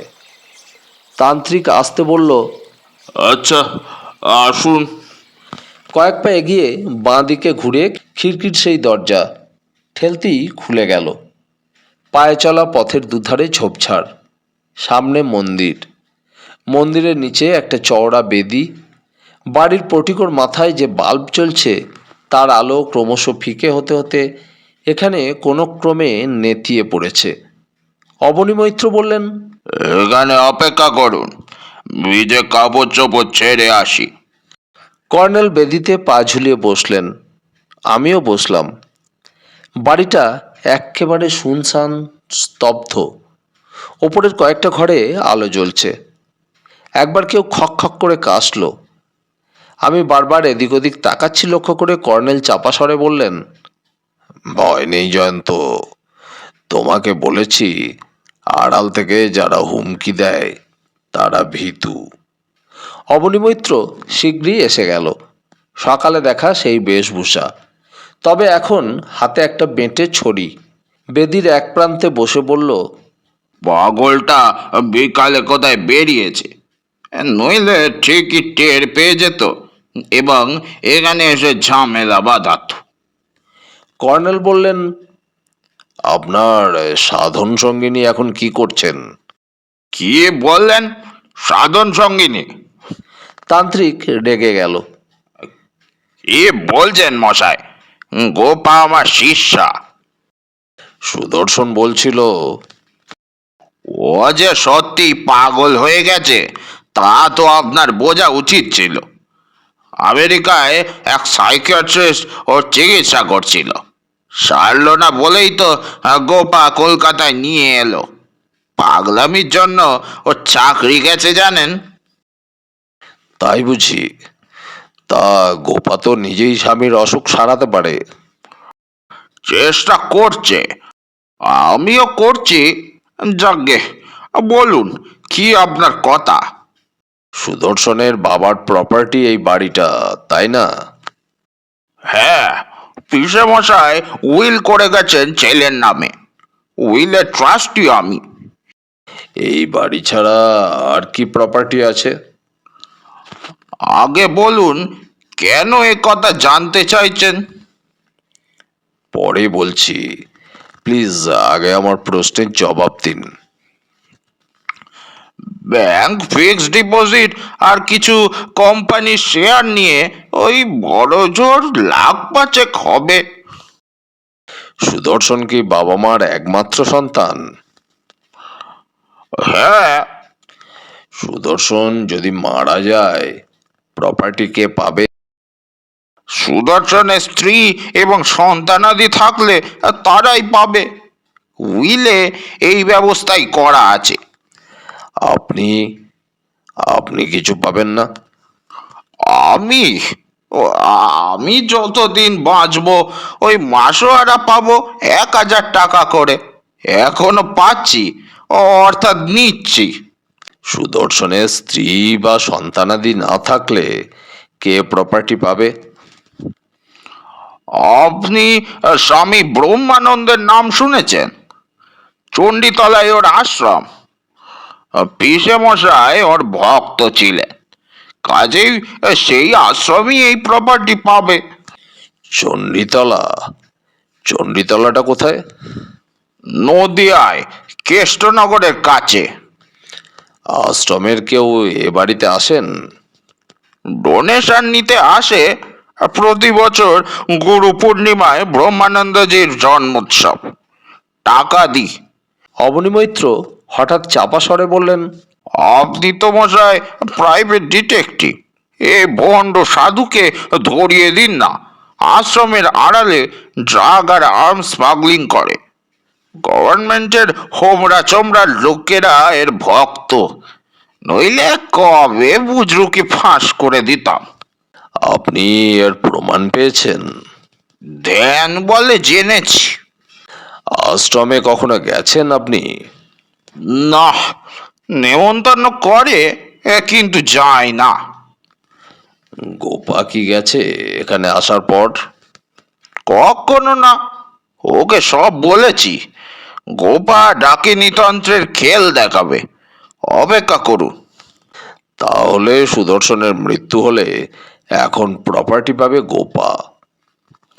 পাবে। অবনী মৈত্র আবার চাপা স্বরে বললেন, সুদর্শনের কাছে আপনি কত ফি নিচ্ছেন? ফি নেওয়া আমার অভ্যাস নয় অবনীবাবু, কারণ আমি প্রাইভেট ডিটেকটিভ নই। তাহলে আপনি আমার ব্যাপারে নাক গলাচ্ছেন কেন মশাই? তান্ত্রিক আবার রেগে গেলেন। নাক গলানোর স্বভাব থাকলে ব্রহ্মানন্দের ডেরায় গিয়ে গলায়। দেখি তো আপনার কত হিম্মত। আচ্ছা অবনীবাবু, সুদর্শন কি এখানে আসার পর ওই আশ্রমে গেছে? যেতে তো চেয়েছিল, কিন্তু গোপা যেতে দেয়নি। গোপার মধ্যে হিপনোটিক পাওয়ার আছে। ইচ্ছে করলে ও যে কোনো মানুষকে দিয়ে যা খুশি করাতে পারে। ও চোখ দুটি দেখেছেন? দেখেছি, দৃষ্টিতে অস্বাভাবিকতা আছে। তাহলেই বুঝুন। আপনারা দুজনে পুরুলিয়ার অযোধ্যা পাহাড়ে গিয়েছিলেন সম্প্রতি? গিয়েছিলাম। আপনি আশ্চর্য। অবনী মৈত্র নড়ে বসলো। তাহলে সুদর্শন এখানে এসেই আপনাকে আমাদের পেছনে লাগিয়েছে? দেখুন মশাই, খুলেই বলি, গোপা ইন্ডিয়ান ডাকিনীদের সঙ্গে যোগাযোগ করবার জন্য আমার সাহায্য চেয়েছিল। আমি ওকে পুরুলিয়ার আদিবাসী এরিয়ায় নিয়ে গিয়েছিলাম, ব্যাস। আর কিছু আমি বলবো না। আপনি অপর্ণা রায় নামে কোনো মেয়েকে চেনেন? না। বলে অবনী মৈত্র উঠে দাঁড়ালো। আপনারা এবার আসুন, আমার জপে সময় হয়ে গিয়েছে। আমরা উঠে দাঁড়িয়েছি, সেই সময় কেউ বলে উঠল, কর্নেল সরকার, প্রত্যেক ফ্যামিলিরই রাইট অফ প্রাইভেসি আছে। I warn you, don't interfere. Colonel বললেন, মিসেস স্যানাল, আপনি বিপন্না, সাবধানে থাকবেন। গোপা এগিয়ে এসে ক্ষিপ্তভাবে বলল, that's not your business, old man. Go away, I say. আমরা খিড়কির দরজা দিয়ে বেরিয়ে এলাম। অবনী মৈত্র দরজা বন্ধ করে দিল। গলি রাস্তায় গিয়ে বললাম, সাংঘাতিক মেয়ে, বেচারা সুদর্শনের জন্য আমার ভয় হচ্ছে। গাড়িতে ওঠার পর কর্নেল বললেন, এবার নাটকটা জমে উঠবে আশা করি। কর্নেলের অ্যাপার্টমেন্টে ফিরলে ষষ্ঠীচরণ বলল, বাবা মশাইকে একটা মেয়ে ছেলে ফোন করেছিল। আমি বললাম উনি বেরিয়েছেন, আর তখন বলল পরে ফোন করব। ড্রয়িং রুমে ঢোকার মুখে টেলিফোন বাজলো। কর্নেল বললেন, ওই শোনো, ফোন করেছে, তুই কফি নিয়ে আয় শিগগিরই। ষষ্ঠী ফোনকে ফোং বলে। কর্নেলের মুখেও ফোং শুনলে সে বেজার হয়, তুম্ব মুখে চলে গেল। বুঝলাম কফিটা প্রচণ্ড কড়া হবে। ফোন তুলে সাড়া দিয়ে কর্নেল বললেন, বলো অপর্ণা, গিয়েছিলে? বলো। আচ্ছা, তারপর? কর্নেল কিছুক্ষণ হুঁ দিয়ে গেলেন, তারপর বললেন, ঠিক আছে, সময় মতো আমাকে সব জানাবে। টেলিফোন রেখে ইজি চেয়ারে বসে কর্নেল বললেন, অপর্ণা আমার এখান থেকে সোজা সুদর্শনের বাড়ি গিয়েছিল। গেটের কাছে দাঁড়িয়ে কারো সারা শব্দ পায়নি। তখন বাড়ি ফিরে দেখে সুদর্শন ওর জন্য অপেক্ষা করছে। বললাম, বাহ, তারপর? অপর্ণাকে নাকি শেষ দেখা দেখতে গেছে। শুনে অপর্ণা ওকে অনেক বুঝিয়েছে, অপর্ণার মাও বুঝিয়েছেন। রাত্রে ওখানে থাকার জন্য পিড়াপিড়ি করেছেন, কিন্তু সুদর্শন থাকেনি। সত্যি ভদ্রলোক একদম বদ্ধ পাগল। কর্নেল টাকে হাত বুলিয়ে বললেন, তবে আজ রাত্রে সে আত্মহত্যা করবে না বলেছে, চণ্ডীতলা আশ্রমে তার বাবার গুরুদেবের কাছে যাবে, তাকেও সব কথা জানিয়ে তারপর বিদায় নেবে, ফিরে এসে আত্মহত্যা করবে। উত্তেজিতভাবে বললাম, কর্নেল, ব্রহ্মানন্দজি কি করবেন আমি বাজি রেখে বলতে পারি। বলো, শোনা যাক। ওর আত্মহত্যায় সায় দেবেন, তবে তার আগে সব প্রপার্টি আশ্রমের নামে লিখিয়ে নেবেন। ওই সব সাধুর শিষ্যদের মধ্যে দুঁদে অ্যাডভোকেট থাকা স্বাভাবিক। ব্রহ্মানন্দজি ওকে বলবেন, তুমি যখন মরবে ঠিক করেছো, মরো, তবে তুমি মরলে তোমার প্রপার্টি ওই খারাপ মেয়ে ছেলেটা পাবে। সেটা কি ঠিক? কর্নেল হাসলেন। উইলে সত্যি কি আছে আমরা এখনো জানি না জয়ন্ত। অবনী মৈত্র মিথ্যাও বলতে পারেন। শুধু এটুকু বুঝেছি, সুদর্শনের বাবার গুরুদেবের সঙ্গে তার সম্ভবত শত্রুতা আছে। এটা খুবই স্বাভাবিক। অবনী একজন তান্ত্রিক, কাজেই সে নিজেও ও বাড়িতে কিংবা অন্য কোথাও আশ্রম করতে চাইবে, এবং গোপা হবে তার সাধন সঙ্গিনী। ষষ্ঠী কফি আনলো। কফিতে চুমুক দিয়ে কর্নেল বললেন, তোমার থিওরিটা মন্দ না, তবে তার আগে জানা দরকার উইলে সত্যি কি আছে। কলকাতার অ্যাটর্নি মহলে আমার কিছু জানাশোনা আছে। সুদর্শনের বাবা সদানন্দ বাবু কার মক্কেল ছিলেন তা জানা দরকার। সুদর্শনের বাবার নাম আপনি জানেন? ওদের ঘরের দেওয়ালে একটা ছবিতে নাম এবং জন্ম মৃত্যুর তারিখ লেখা আছে। আমি ওসব লক্ষ্য করিনি। কর্নেল চুপচাপ কফি খেতে থাকলেন। ওর মুখ দেখে টের পাচ্ছিলাম ষষ্ঠী কফিটা প্রচণ্ড কড়া করেছে। আমারটা অবশ্য স্বাভাবিক। একটু পরে কর্নেল চুরুট ধরিয়ে বললেন, ও ঘরে সুদর্শনের মায়ের কোনো ছবি দেখিনি। সুদর্শন নিজের ঘরে রেখেছে নিশ্চয়ই, রিং করে জেনে নিন না। ওকে পাচ্ছি কোথায়? অপর্ণাকে বলেছে আজ রাত্রের ট্রেনেই কৃষ্ণনগর চলে যাবে, তারপর চণ্ডীতলা যেতে অসুবিধা নেই। সাইকেল রিক্সা বা এক্কা গাড়ি পাওয়া যায় সব সময়। নদীর ধারে নাকি বেশ বড় আশ্রম। আচ্ছা কর্নেল, আপনি গোপাকে বিপন্ন বললেন, সুদর্শন ওকে মার্ডার করবে বলে, নাকি নিছক ভয় দেখিয়ে এলেন? কর্নেল হেলান দিয়ে চোখ বুজে বললেন, ব্যাপারটা আমার নিজের কাছেও স্পষ্ট নয়, কিন্তু আমার ইনটিউশন, এনিওয়ে শুধু এটুকু বলতে পারি, গোপাকে যেন কেউ বা কারা টোপ হিসাবে ব্যবহার করছে। সুদর্শন দৈবাত মারা গেলে গোপার বিপদ। বুঝিয়ে বলুন। এই মুহূর্তে কিছু বলা আমার পক্ষে সম্ভব নয় জয়ন্ত। বলে কর্নেল উঠে দাঁড়ালেন। বইয়ের র্যাক থেকে সেই প্রকাণ্ড বইটা নিয়ে এলেন এবং টেবিল ল্যাম্প চেলে বইটার পাতা খুললেন। জিজ্ঞেস করলাম, কি বই ওটা? মার্লো পেঁতির লেখা দ্য ফেনোমেনোলজি অফ পারসেপশনস, মানসিক অসুখ বিসুখ নিয়ে সিরিয়াস দার্শনিক আলোচনা। আচ্ছা, আমি উঠি, বড্ড টায়ার্ড।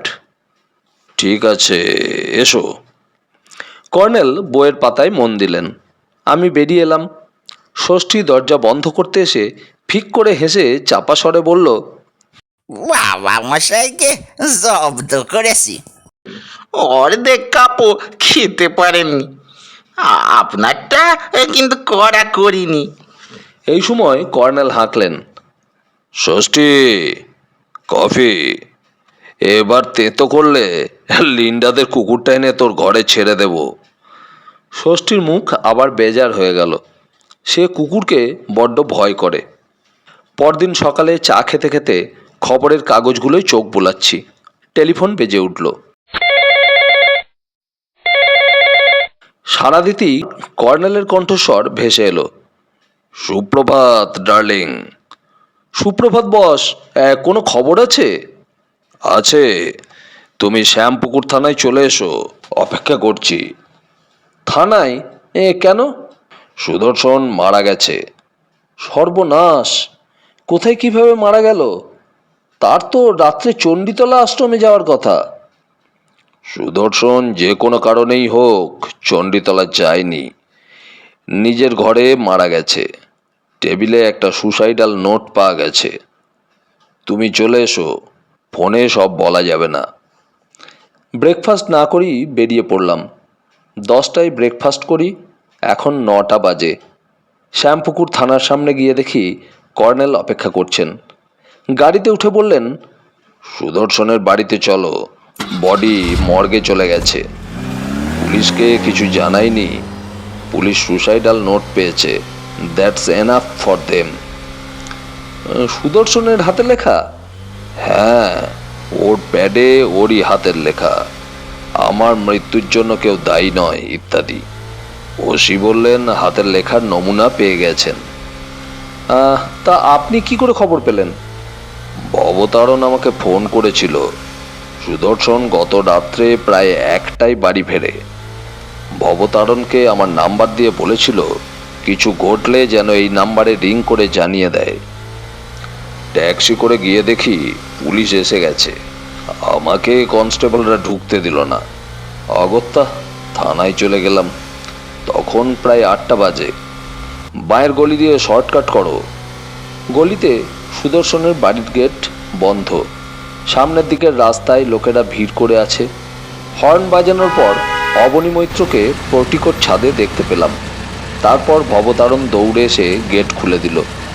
কান্না চেপে বলল, আমি আমি আমি আর কারো পরোয়া করি না স্যার, আমাকে গেট খুলতে মানা করেছে। এই সাধু সেজে আছে, পরের ঘাড়ে বসে ভর্তি করেছে, একবার মজাটা দেখাচ্ছি। পোর্টিকোর ছাদ থেকে ততক্ষণে অবনী মৈত্র অদৃশ্য। পোর্টিকোর তলায় গাড়ি দাঁড় করিয়ে আমরা বেরোলাম। ভবতারণ বলল, ভেতরে আসুন স্যার, সাহেব আমাকে বলে গেছেন খারাপ কিছু ঘটলে আপনাকে যেন খবর দিই, আপনি এলে যেন যত্ন আত্তি করি। অবনী মৈত্র পর্দা তুলে ঘরে ঢুকে বলল, এতে গোয়েন্দাগিরি করার কিছু নেই মশাই, পুলিশ যা করার করছে। খামোকা আপনারা জল ঘোলা করতে এসেছেন কেন? বাবা, তুই কেন এদের বাড়িতে ঢোকালি? ভবতারণ ফুঁসে উঠল, যা তা বলবেন না দাদাবাবু, সাহেব যা বলে গেছেন সেই মতো কাজ করছি। তান্ত্রিক যথারীতি গঙ্গা স্নান করে এসেছে বোঝা যাচ্ছিল। পরনে সেই পোশাক, গেরুয়া লুঙ্গি এবং ফতুয়া, কপালে ত্রিপুণ্ডক। ভবতারণের দিকে রুষ্ট দৃষ্টে শুধু তাকিয়ে রইল।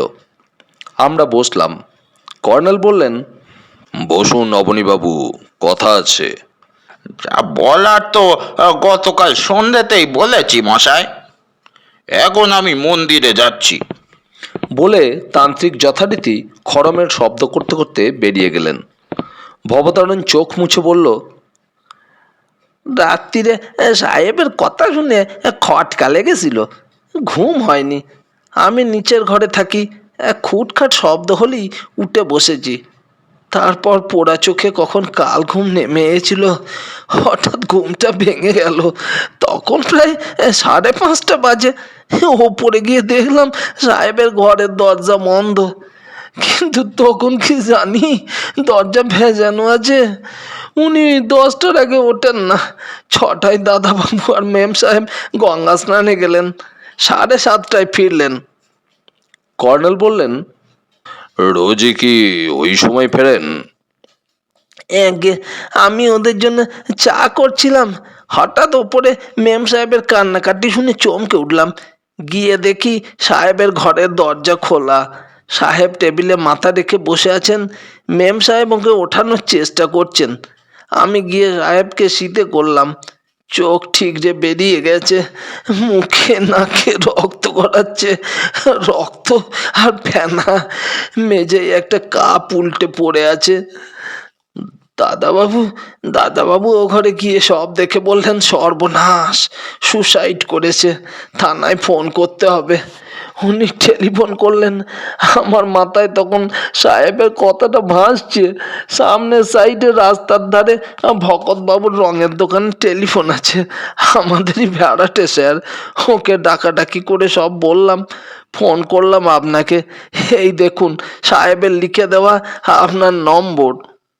সে পকেট থেকে এক টুকরো কাগজ বের করে দিল কর্নেলকে। কর্নেল সেটা পকেটে ঢুকিয়ে বললেন, মেম সাহেব এখন কি করছেন? নিজের ঘরেই আছেন। দরজা ভেতর থেকে আটকানো, ডেকেছিলাম, সাড়া পেলুম না। তোমার সাহেবের ঘরে কি পুলিশ তালা এঁটেছে? আগে না তো, পুলিশ ভাঙা কাপটা আর টেবিলে রাখা একখানা চিঠি নিয়ে গেছে। কর্নেল আমার দিকে ঘুরে বললেন, পুলিশের মতে পটাশিয়াম সাইনাইড চা বা কফির সঙ্গে খেয়েছে। ভবতারণ, চা বা কফি তো তুমিই করো। আগে তবে সাহেবের কফি সেই 10টায়। তাহলে তোমার সাহেবকে চা বা কফি কে দিয়েছিল? সেইটাই তো বুঝতে পারছি না স্যার। চলো ওর ঘরটা দেখব। ভবতারণ আমাদের ওপরে নিয়ে গেল। একটা ঘরের দরজা খুলে বলল, এই ঘরে স্যার। ঘরের জানলাগুলো খোলা, কিন্তু পর্দা ঝুলছে। একপাশে সেকেলে খাটে সুদৃশ্য বেড কভার চাপানো। ভবতারণ আলো জ্বেলে দিল। কর্নেল আগে বেড কভার তুললেন, বললেন, সুদর্শন বিছানায় শোয়নি। একপাশে ডিভান, পিছনে বইয়ের র্যাক, অন্য পাশে লেখার টেবিল এবং গদি আঁটা চেয়ার। দেয়ালে বিক্ষিপ্তভাবে টাঙানো কয়েকটা রঙিন ছবি, বিখ্যাত চিত্রকরদের প্রিন্ট। টেবিলের নিচে ডান দিকে ভাঙা কাপের কয়েকটা টুকরো পড়ে আছে। কর্নেল আতশকাঁচ বের করে কাপের টুকরোগুলো দেখলেন। চেয়ারটার দিকে তাকিয়ে রইলেন মিনিট 2। তারপর বললেন, ভবতারণ, কি অবস্থায় তোমার সাহেবকে দেখেছিলে তুমি বসে দেখিয়ে দাও তো। ভবতারণ একটু দ্বিধার সঙ্গে চেয়ারে বসে দুটো হাত টেবিলের ওপর ছড়িয়ে দিল এবং মুখটা একপাশে কাত করে টেবিলে রাখল। তারপর উঠে দাঁড়ালো। কর্নেল আতস কাঁচ দিয়ে টেবিলের ওপরটা খুঁটিয়ে দেখে বললেন, তোমার সাহেবের একটা ল্যাব আছে শুনেছি। ল্যাবরেটরি মানে বোঝো? গে ওই যে পর্দা ঝুলছে দরজায়। বলে সে পর্দা তুলল। দরজাটা ভেজানো ছিল, খুলে দিল। আমরা ল্যাবে ঢুকলাম। কর্নেল বললেন, গ্যাসের সিলিন্ডার আছে দেখছি, কেটলি এবং কাপও। সুদর্শন রাত্রে কফি খেত, গুঁড়ো কফির প্যাকেট আছে কয়েকটা। বিচিত্র গড়নের জার, নল, শিশি বোতল, দুটো কম্পিউটার, একটা জারে কয়েকটা টিকটিকি কি একটা আড়কে ডোবানো আছে। গা ঘিন ঘিন করছিল। পশ্চিমের জানলার পর্দা তুলে কাঁচের ভেতর দিয়ে গঙ্গা দেখতে পেলাম। জানলার নিচে একটা স্টিলের চেয়ার। সুদর্শন নিশ্চয়ই এখানে বসে গঙ্গা দর্শন করত। কর্নেল ল্যাবের ভেতর চক্কর দিচ্ছিলেন। হঠাৎ গ্যাসের চুল্লির কাছে গিয়ে হাঁটু মুড়ে বসলেন। এ ঘরের মেঝে কিছুটা নোংরা। আতস কাঁচে পরীক্ষা করার পর কর্নেল উঠে দাঁড়িয়ে বললেন, আচ্ছা ভবতারণ, তোমার সাহেব কি তোমাকে কিছু হারিয়ে যাওয়ার কথা বলেছিলেন? আগে না তো। ওকে কাল কিছু খোঁজাখুঁজি করতে দেখেছিলে? ভবতারণ স্মরণ করার চেষ্টা করে বলল, আগে না, কই তেমন কিছু তো। কর্নেল সরকার। চমকে উঠে দেখি ল্যাবের দরজায় দাঁড়িয়ে আছে গোপা। পরনে গৈরিক শাড়ি, ব্লাউজ, চুড়ো করে বাঁধা চুল। চোখে অস্বাভাবিক উজ্জ্বল সেই দৃষ্টি। কর্নেল গম্ভীর মুখে বললেন, আপনার দুর্ভাগ্যের জন্য দুঃখিত Mrs Sanyal. That's my business. Again, I warn you, don't interfere in my business. Mrs Sanyal, এবার কিন্তু আপনি সত্যিই বিপন্ন। Again, I say, আপনি চলে যান এখান থেকে। মিসেস স্যান্যাল, আপনি বিপজ্জনক ফাঁদে পা দিয়েছেন। গোপা এতক্ষণে একটু দমে গেল। আসতে বলল, কি কি বলতে চান আপনি? আপনার স্বামীর খুনি এবার আপনাকে সরিয়ে দেবে পৃথিবী থেকে। ননসেন্স। ও সুইসাইড করেছে একটু অসতর্কতার জন্য। না ম্যাডাম, সুদর্শন সুইসাইড করেনি। He is deliberately murdered. Gopa নিষ্পলক চোখে তাকিয়ে রইল। কেউ একটা কাপ এই গ্যাসের চুল্লির কাছে রেখে দিয়েছিল, যাতে সুদর্শন হাতের কাছে পায় এবং তাতে সায়ানাইড বড়ি রেখেছিল। সুদর্শন লক্ষ্য করেনি, কারণ বড়িটা ছিল সাদা। চিনি ছাড়া কফি খাওয়ার অভ্যাস আমেরিকায় কিছুকাল থাকলে রপ্ত হয়ে যায়। গোপা শ্বাস ছেড়ে বলল, but he was a psychic patient. সবাইকে সব সময় বলে বেড়াতো যে ও সুইসাইড করবে। একটা সুইসাইডাল নোটও তো পাওয়া গেছে। কর্নেল চুরুট ধরিয়ে বললেন, খুনি সেই সুযোগটাই নিয়েছে কাল সকালে নিচের ঘরে কথা বলার সময় সুদর্শন হঠাৎ বলেছিল, ওই যা চিঠিটা। এখন বুঝতে পারছি ঝোঁকের বসে একটা সুসাইডাল নোট কালই সে লিখেছিল। তারপর সেটা নিপাত্তা হয়ে যায়। I agree Gopa Devi, he was a psychic patient. তাই ওটা সম্পর্কে হইচই বাঁধায়নি। হয়তো আজ করতেই পারেনি, কেউ ওটা কাজে লাগাবে। কিন্তু কে সে? এখনো জানি না। সে কি আমাদের মধ্যেই কেউ? জানি না। But but what is the motive? ওকে মেরে লাভ কার হবে? এখনো আমার কাছে স্পষ্ট নয়।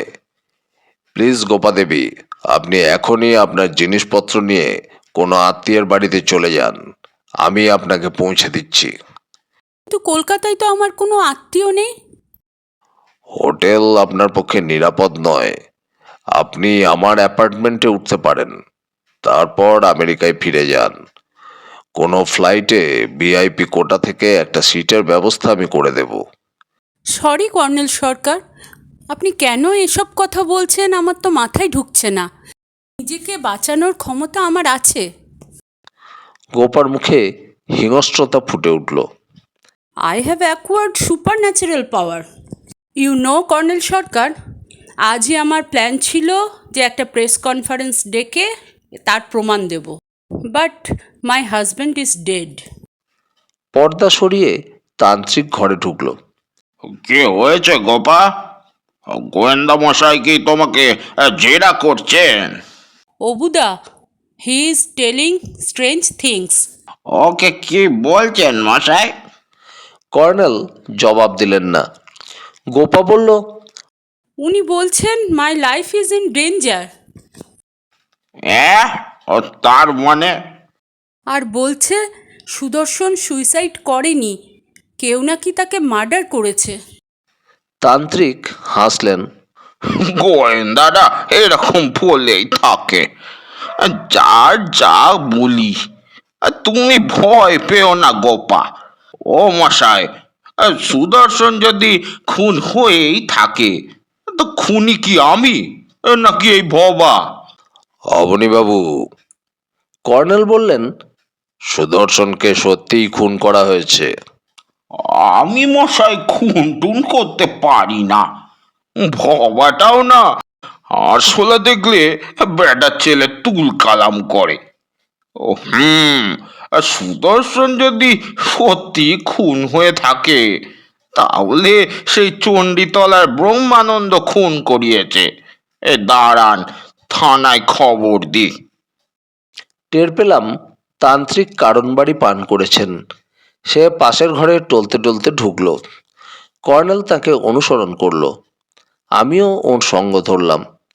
কর্নেল টেলিফোনের কাছে গিয়ে বললেন, অবনীবাবু, এসব কথা পুলিশকে জানালে আপনিই বিপদে পড়বেন। কেন মশাই, আমি কি করেছি? পুলিশ প্রথমে আপনাকেই সন্দেহ করবে এবং হাতকড়া পরাবে। বেচারা ভবতারণার রেহাই পাবে না, এবং পুলিশ গোপা দেবীকেও রেয়াত করবে না।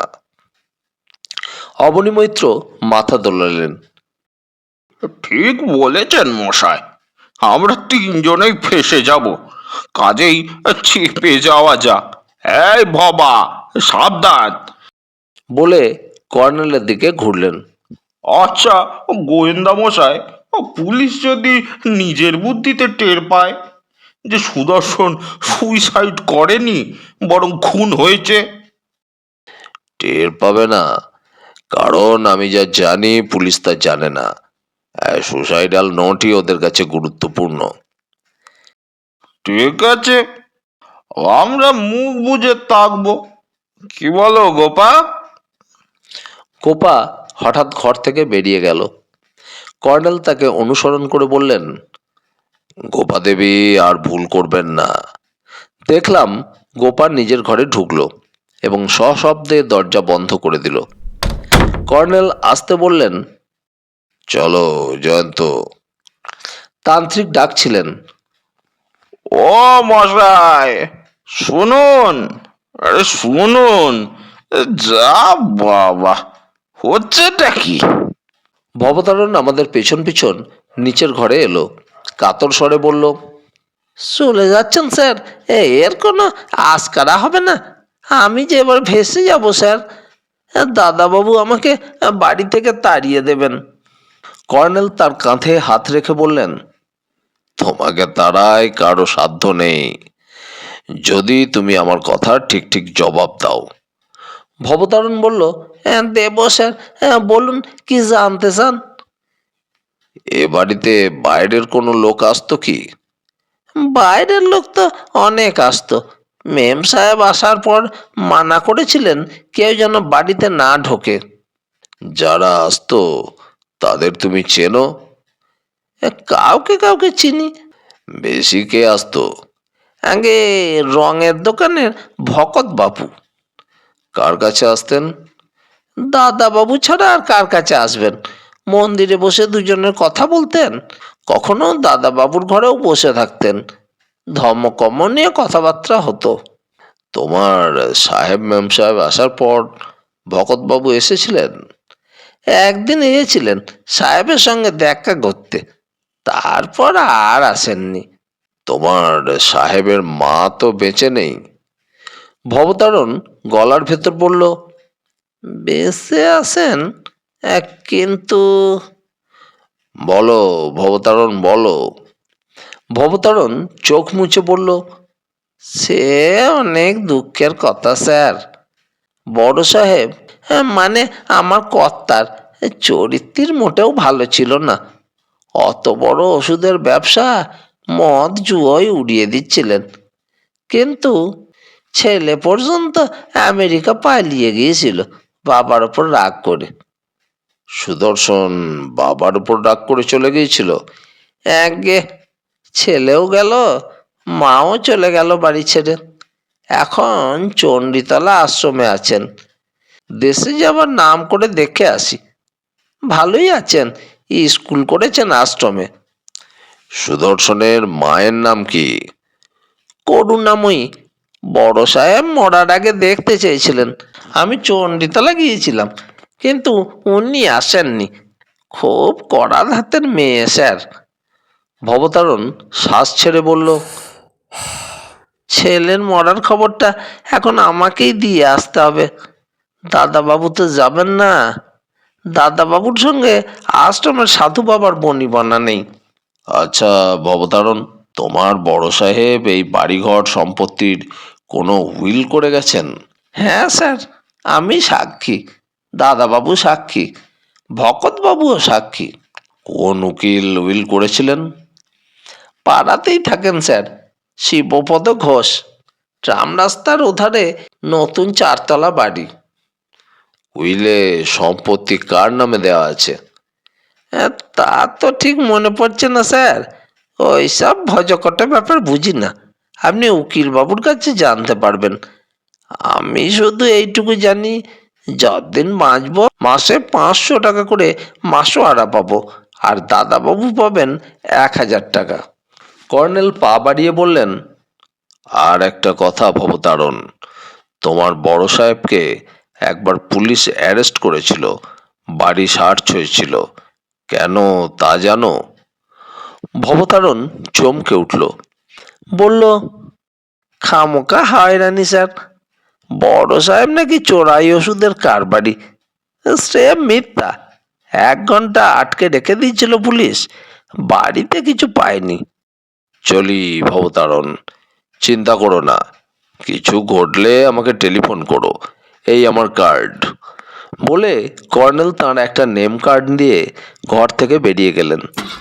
গাড়ি স্টার্ট দিয়ে বললাম, ধরে নিচ্ছি সুদর্শনের সুসাইডাল নোট কেউ চুরি করে তাকে সাইনাইড খাইয়ে মেরেছে, কিন্তু আপনি তা প্রমাণ করতে পারবেন কি? কর্নেল নিভে যাওয়া চুরুট জেলে বললেন, দেখা যাক। সুদর্শন সাইকিক পেশেন্ট তা ঠিক, কিন্তু এই বোকামিটা কেন করলো বোঝা যাচ্ছে না। আগে থেকে সুসাইডাল নোট কি কেউ লেখে? অনেকে লেখে বই কি। এক মিনিট, তুমি দেখো তো কোথাও গাড়ি পার্ক করা যায় কিনা। ঘিঞ্জি ট্রাম রাস্তায় পার্কিংয়ের জায়গা পাওয়া কঠিন। বাগবাজার স্ট্রিটের মুখে পৌঁছে গাড়ি রাখলাম। কর্নেল বললেন, ভকত বাবুর সঙ্গে আলাপ করা দরকার।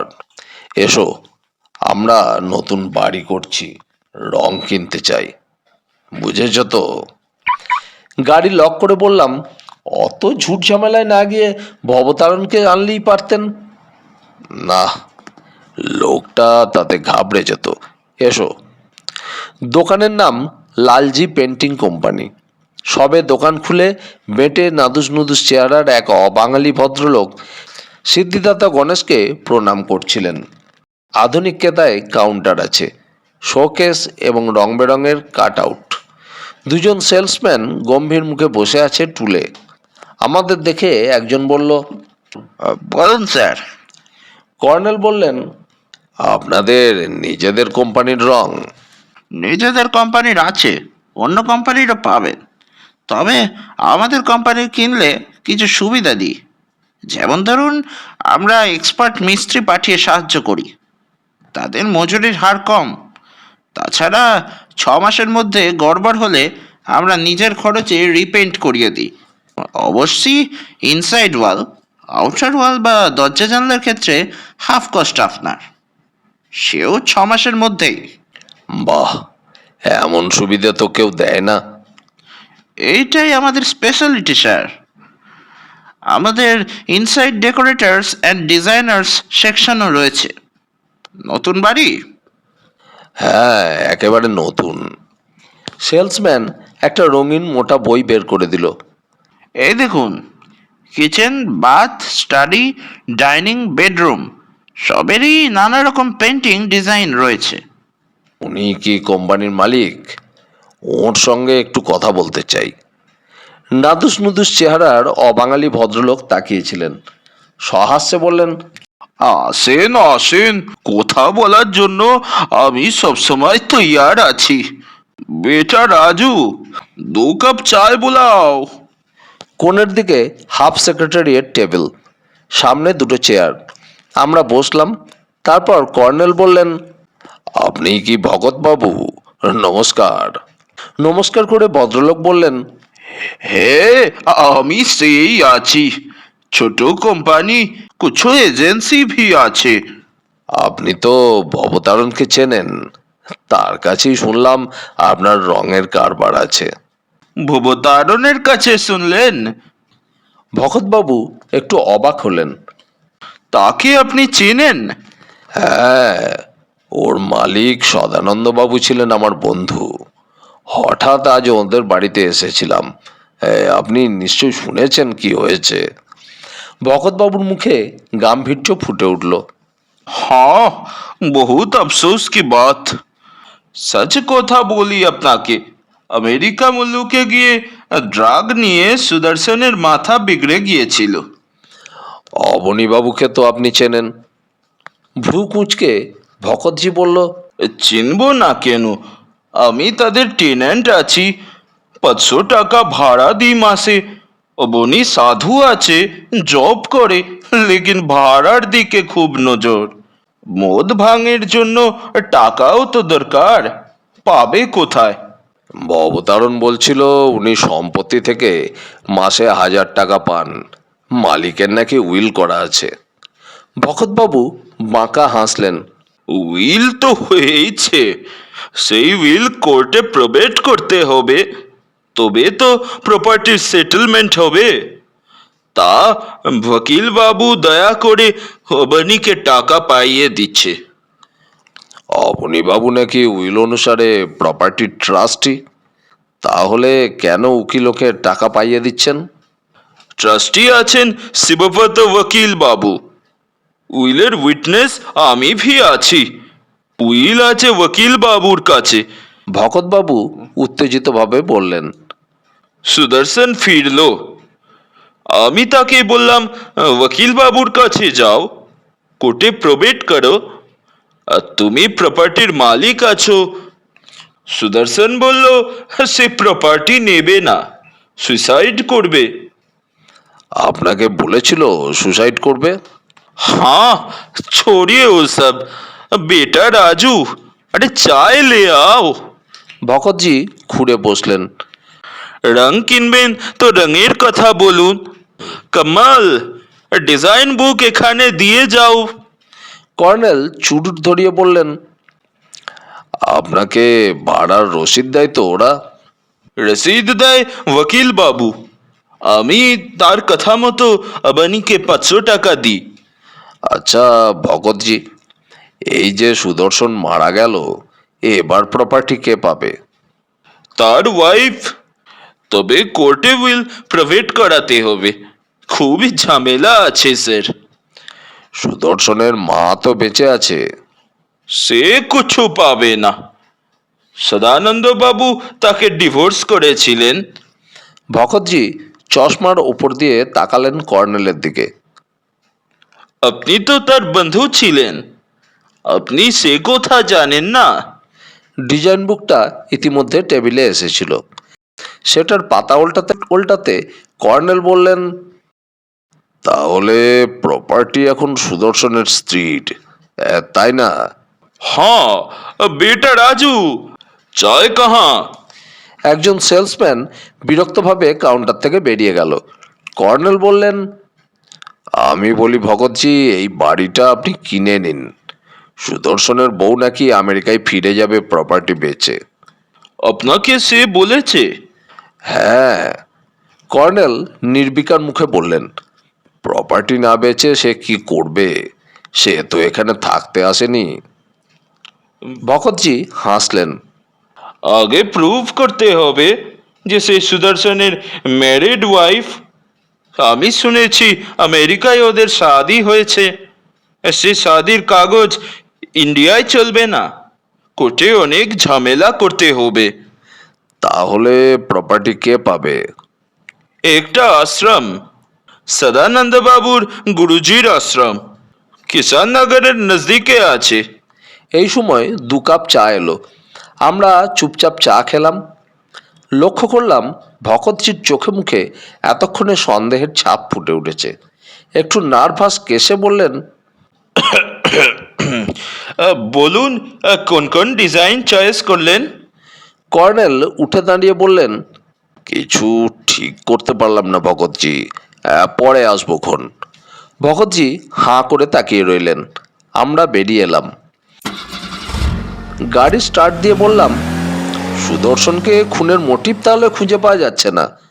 কর্নেল সে কথার জবাব না দিয়ে বললেন, প্রায় 11টা বাজে। অ্যাডভোকেট শিবপদবাবুকে এখন বাড়িতে পাওয়া যাবে না। যাই হোক, পরে দেখা যাবে।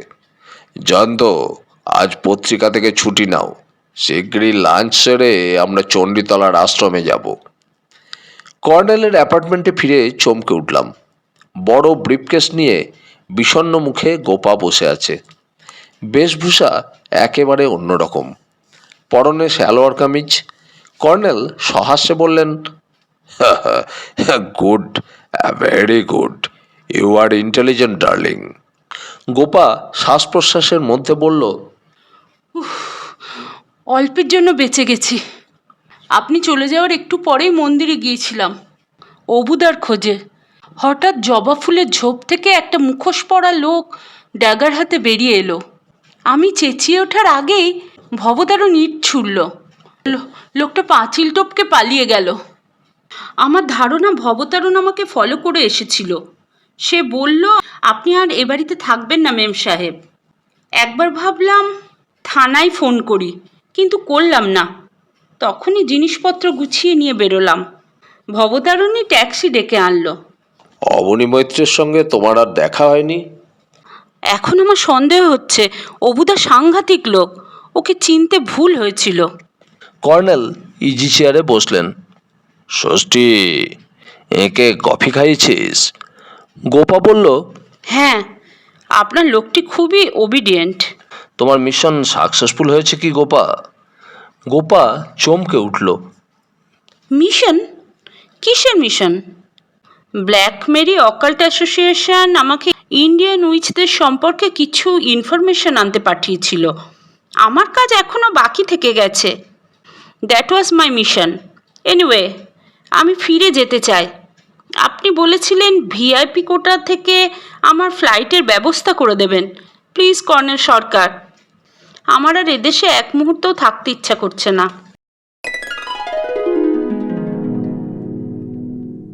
এতক্ষণ আপনারা শুনছিলেন কর্নেল সিরিজের গল্প ডাকিনী তন্ত্র। গল্পটি যদি আপনাদের ভালো লাগে তাহলে আমাদের চ্যানেলটিকে সাবস্ক্রাইব করে পাশে থাকবেন। এই গল্পের পরবর্তী অংশ আগামী সপ্তাহে। সুস্থ থাকবেন, ভালো থাকবেন, আনন্দে থাকবেন আর শুনতে থাকবেন গল্প বাবুর আসর। নমস্কার।